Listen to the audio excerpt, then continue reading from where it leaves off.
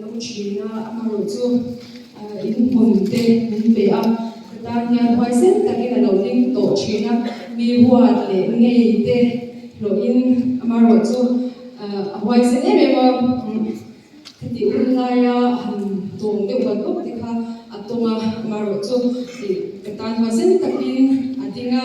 thì hai in tê cái này về phá thì sao ra là hòa cho anh chuyện ông bà bố hoa cái miền thì mình tu sắc tu đấy mà bố hoa cái bố in đi kan soi del de dua chuan in đi cái bố kan gì ngọc tổ lồng mà sen cái chung thil lâu tịt tổ giống giống thế cả kan soi ngon lệ dua đi chuan kan là sắc tu hi khơi lâu ba mua iswa thì mà anh đi hẹn hi pha cho là anh thành sa anh khơi lâu ba mua iswa thì mà anh sa